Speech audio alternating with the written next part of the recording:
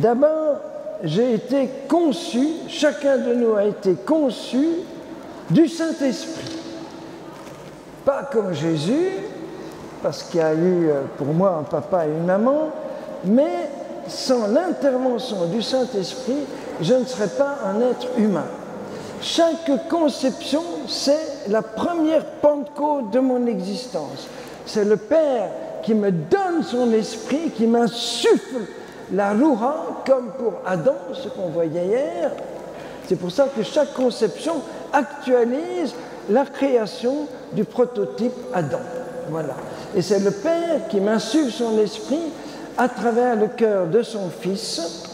Sinon, je n'existerais pas comme être humain. Alors, Jean-Paul II a beaucoup développé ça. Il a des textes admirables en partant du récit de la visitation, où Marie reconnaît immédiatement, Élisabeth plutôt reconnaît immédiatement la présence d'une personne humaine. Voilà. Et c'est déjà la petite Thérèse qui disait ces mots admirables quand elle disait « Mon ciel est de sentir en moi la ressemblance du Dieu qui m'a créé de son souffle puissant. » Voilà, ce don de l'Esprit Saint, Pentecôte. De ta petite main qui caressait Marie, tu soutenais le monde et lui donnais la vie. Et tu pensais à moi. Je peux donc m'appeler l'œuvre de ton amour.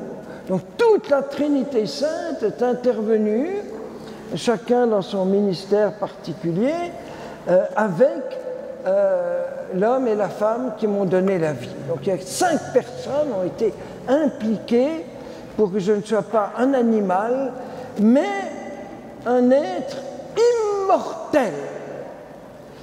Or, l'immortalité n'est pas génétiquement transmissible.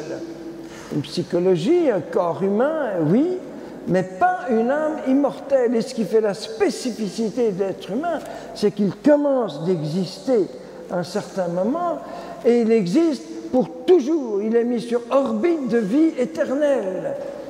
Notre âme ne pourra jamais mourir. C'est une chose bouleversante. Peut-être beaucoup de parents ne se rendent pas compte de ce miracle chaque fois de commencer une personne qui n'aura plus de fin. Voilà, immortel.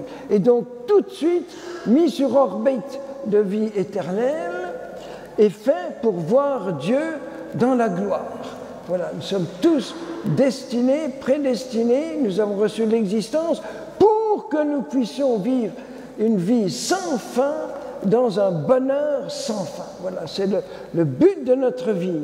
On ne peut rien comprendre à notre vie si on ne voit pas justement vers où nous allons. Voilà, je me souviens, un jour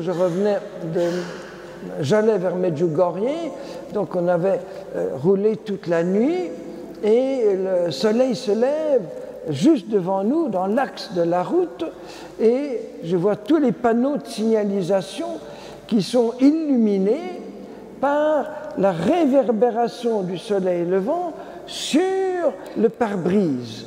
Voilà, c'est comme si le soleil illuminait tout